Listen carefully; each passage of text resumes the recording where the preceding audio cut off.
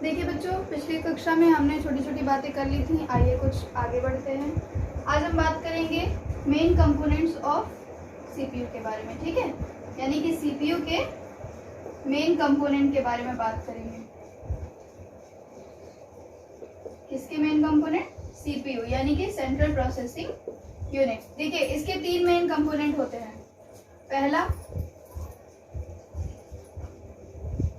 ALU, ठीक, जिसका full form क्या होता है? अरिथमेटिकल लॉजिकल यूनिट, ठीक। दूसरा क्या है? सीयू यानी कि कंट्रोल यूनिट, ठीक है। तीनों के बारे में लिख लीजिए, फिर उसके बाद हम इसके बारे में चर्चा भी करेंगे। और तीसरा क्या है? एएलयू, सीयू और मेमोरी यूनिट, ठीक है। आइए अब इसके बारे में आगे चर्चा करते हैं। देखिए पहला जो है एएलयू हमारा अरिथमेटिकल लॉजिकल यूनिट। इसमें क्या होता है कि इसमें जितनी भी कैलकुलेशंस होती है, यानी कि जो एडिशन है, सब्सट्रैक्शन है, मल्टीप्लिकेशन है, डिवाइड है, यानी कि जोड़ घटाना गुणा भाग जैसी कोई भी अरिथमेटिक जो भी आपके ऑपरेशन होते हैं कंप्यूटर के, वो एएलयू में परफॉर्म होते हैं, ठीक है। एएलयू उनको परफॉर्म करता है, सॉल्व करता है, ठीक है। वो उसका क्या कहते हैं, आपको पूरा देता है, ठीक। अब देखिए ये तो हो गई अरिथमेटिकल लॉजिकल यूनिट की बात, यानी कि एएलयू की बात। फिर आते हैं कंट्रोल यूनिट पे। कंट्रोल यूनिट क्या करता है? कंट्रोल यूनिट इसके और इसके बीच, यानी कि एएलयू और मेमोरी के बीच में एक ब्रिज का काम करता है, यानी कि पुल का काम करता है, ठीक है। इसको एज ए सुपरवाइजर भी ले सकते हैं कि जैसे कि इस जो भी हम चीजें करते हैं, जैसे कि कैलकुलेशन होनी है, उसको कंट्रोल कौन करेगा? कंट्रोल यूनिट करेगा, ठीक है।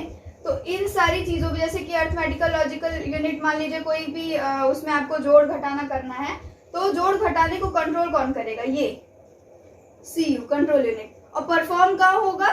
वो मेमोरी यूनिट में होगा, ठीक है। तो इसके इन दोनों के बीच में ब्रिज का काम कौन करता है? कंट्रोल यूनिट करता है, ठीक है। अब नीचे आगे बात करते हैं मेमोरी यूनिट की। मेमोरी यूनिट में देखिए मेमोरी यूनिट तो बहुत बड़ी है, उसमें हम आगे बात करते हैं। आइए देखिए मेमोरी यूनिट में सबसे पहले आती है कौन सी मेमोरी? प्राइमरी मेमोरी,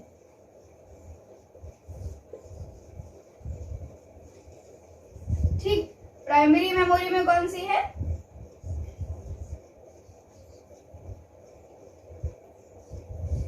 रैम, और दूसरी क्या है? रोम।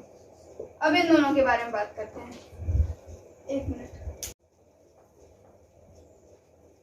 आइए बात करते हैं रैम और रोम के बारे में, ठीक है।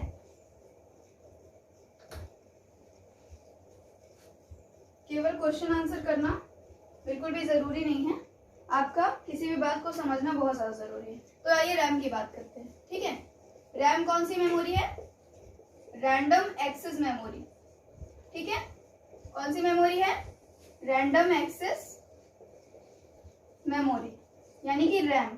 देखिए रैम जो मेमोरी है वो प्राइमरी मेमोरी है। और रैम में क्या होता है कि मान लीजिए कोई भी चीज है, मान लीजिए कोई क्या कहते हैं, जैसे आपको एक प्लेटफॉर्म है, वो रैम है। मतलब कि कोई भी परफॉर्म करना होगा हमें, प्रोग्राम का कोई भी टास्क परफॉर्म करना होता है कंप्यूटर में, तो उसमें सबसे पहले जो जिस मेमोरी में वो परफॉर्म होता है उसको रैम कहते हैं। रैम में जो चीजें होती हैं, रैम वोलेटाइल मेमोरी होती है। इसका मतलब कि जो भी अगर हम कोई भी परफॉर्म कर रहे हैं कोई टास्क, तो वो जब जैसे ही लाइट जाती है या जैसे ही हमारा कंप्यूटर शट डाउन होता है, वो सारी मेमोरी जो होती है, जो सारा डेटा होता है, हमारा इन्फॉर्मेशन जो होती है, वो इरेज हो जाती है, यानी कि खत्म हो जाती है, ठीक है। तो ये वोलेटाइल मेमोरी है, ठीक।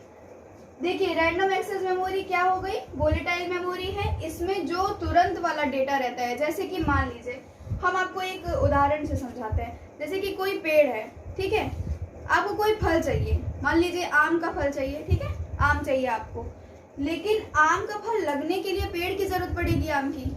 तो किसी भी मतलब कि कोई भी काम करने के लिए जो प्लेटफॉर्म की जरूरत होती है, वो प्लेटफॉर्म मेमोरी के लिए ये है। मतलब कि कोई भी डेटा हम दे रहे हैं, मान लीजिए हम लिख रहे हैं कि आकांक्षा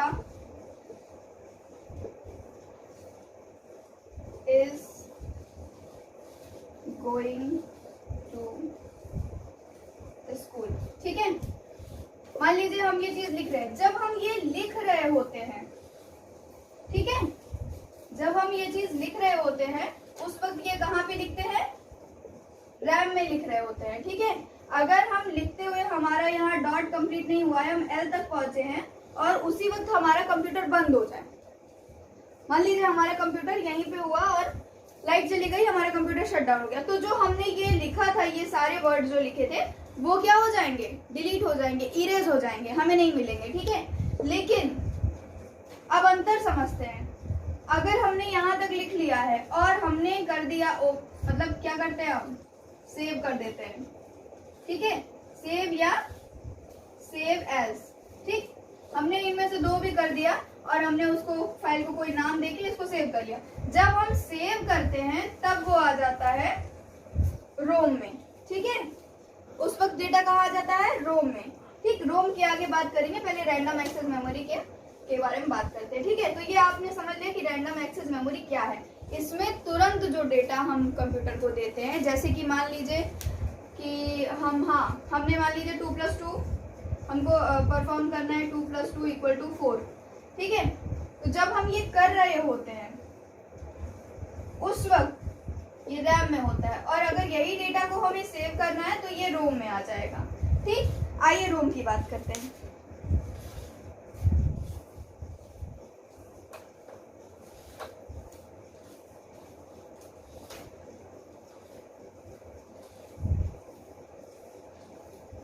इस वक्त हम प्राइमरी मेमोरी के बारे में बात कर रहे हैं। ठीक है,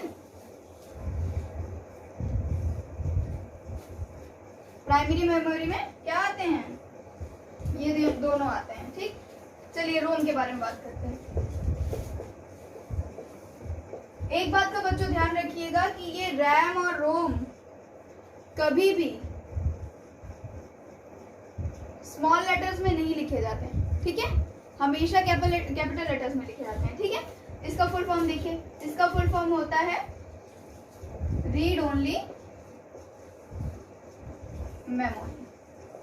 अब देखिए इसमें क्या होता है, जैसे कि हमने आपको पहले ही बताया कि जो भी डेटा हम कोई डेटा लिखते हैं, ठीक है, लिख के ये क्या होती है? ये नॉन वोलेटाइल होती है, मतलब कि इसका जो डेटा होता है वो इरेज नहीं होता इसको, क्योंकि हम लोग सेव कर लेते हैं तो वो कंप्यूटर की एक मेमोरी में यानी कि रोम में सेव हो जाता है हमेशा के लिए। ठीक, एक चीज और, इसमें हम कोई चेंजेस नहीं कर सकते। ये बात आपको याद रखने वाली है कि रोम में हम कोई चेंजेस नहीं कर सकते।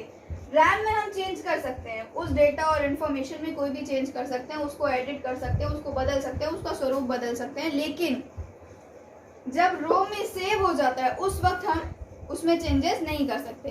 चेंज करने के लिए हमें उसको फाइल को फिर से रैम में लाना पड़ेगा। ठीक है, बात समझ में आई कि रीड ओनली मेमोरी में कोई भी डेटा है, मान लीजिए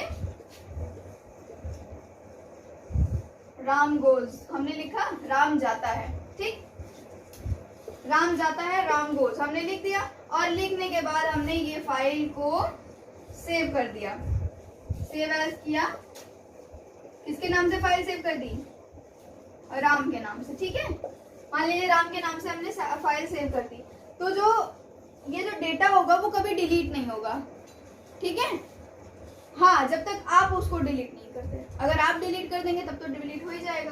ठीक, तो ये हो गई रोम की बात। रोम क्या है? नॉन वोलेटाइल है, यानी कि इसका डेटा अपने आप इरेज नहीं होगा, जब आप इरेज करेंगे तभी इरेज होगा।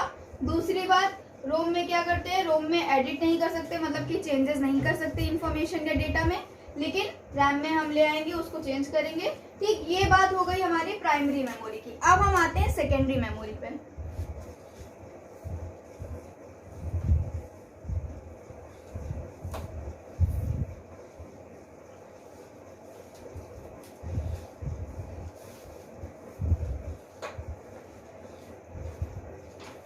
अब हम क्या आएंगे? सेकेंडरी मेमोरी पे आएंगे। सेकेंडरी मेमोरी में देखिए, सेकेंडरी मेमोरी क्या होती है?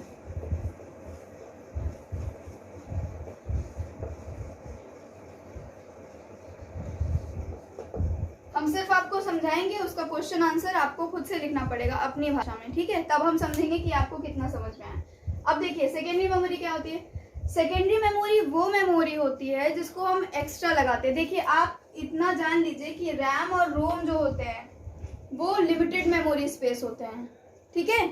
उसमें हम बहुत ज़्यादा अमाउंट का डेटा जो है उसको स्टोर करके नहीं रख सकते, लेकिन सेकेंडरी मेमोरी में हम ह्यूज अमाउंट ऑफ डेटा यानी कि बहुत ज़्यादा डेटा स्टोर करके रखते हैं। जैसे कि मान लीजिए कि जैसे हम ये जानते हैं सीडी ड्राइव जो होती है, ठीक है? सीडी ड्राइव, उसमें हम क्या करते हैं, डेटा स्टोर करके रखते हैं, अलग से मेमोरी लगाते हैं। आपने सुना होगा एक्सटर्नल मेमोरी या उसको सेकेंडरी मेमोरी जो होती है उसको क्या कहते हैं, सीडी है, डीवीडी है, हार्ड डिस्क है। इसमें हम ह्यूज अमाउंट ऑफ डेटा को स्टोर कर सकते हैं। आप लोगों ने मोबाइल भी एक कंप्यूटर ही है, आपको पहले ही बताया जा चुका है, मोबाइल भी एक कंप्यूटर का ही प्रकार है। तो उसमें आप लगाते होंगे एसडी कार्ड, वो क्या है, वो सेकेंडरी मेमोरी का एक टाइप है। एसडी कार्ड मतलब वो जो मेमोरी कार्ड लगाते हैं आप, ठीक है, अलग से, तो वो क्या है, सेकेंडरी मेमोरी है। सीडी ड्राइव है, जैसे डीवीडी है, ठीक है, पेन ड्राइव है, हार्ड डिस्क है, ठीक, ये सब क्या है, सेकेंडरी मेमोरी के एक टाइप है, ठीक। आप लोगों ने इतना समझा कि ये प्राइमरी मेमोरी क्या होती है, सेकेंडरी मेमोरी क्या होती है, कंट्रोल यूनिट क्या होता है, मेमोरी यूनिट क्या होता है, ठीक है, और एएलयू क्या होता है। ये सारी बातें हमने समझ ली। अब हम आगे बात करते हैं। तो एक और आपका टॉपिक बचता है जनरेशन। उसका वीडियो का लिंक जो है वो हमने डिस्क्रिप्शन में दे रखा है, आप उसको देख लीजिएगा, वो आपके लिए बहुत यूजफुल है, ठीक है। आगे हम आपका ये चैप्टर यहीं पे खत्म होता है और हम आगे आइए बात करते हैं कि क्वेश्चन आंसर में क्या आपको करना है। क्वेश्चन आंसर मैं लिखवाऊंगी नहीं, मैं बोल रही हूँ, आप उसको उसी हिसाब से आप करेंगे, ठीक है। देखिए पहला क्वेश्चन क्या है, व्हाट इज कंप्यूटर। तो आपको पता है कंप्यूटर क्या है, computer is an electronic machine which performs data information, जो प्रोसेस करने के लिए यूज होता है उसके लिए, ठीक है। देखा what are data and information, वो भी मैंने आपको बताया हुआ था। Name the components of CPU, CPU के कंपोनेंट्स के बारे में, ठीक है, वो भी हमने आपको बताया, ठीक। What is the input and output unit, वो हमने बताया कि इनपुट यूनिट क्या होती है, आउटपुट यूनिट क्या होती है, ठीक, ये भी हमने आपको बताया। What is the difference between RAM and ROM, तो रैम और रोम के दो क्या कहते हैं अलग अलग चार्ट बनाइएगा, ठीक है, ऐसे रैम और रोम अलग अलग चार्ट बनाइएगा, ठीक है। और ये आपका टास्क है, आपको करना है, ठीक, करके दीजिएगा। अगर आपको नहीं समझ में आता है तो मैं फिर से आपको बताऊंगी, ठीक है। और देखिए उसके बाद क्या है, give some example of fifth generation, ठीक है, फिफ्थ जनरेशन के कुछ एग्जांपल देने हैं। हाँ, एक्सपेंड द फॉलोइंग, ये वाला थोड़ा सा आपको फिर से बता दे रही हूँ, ठीक है।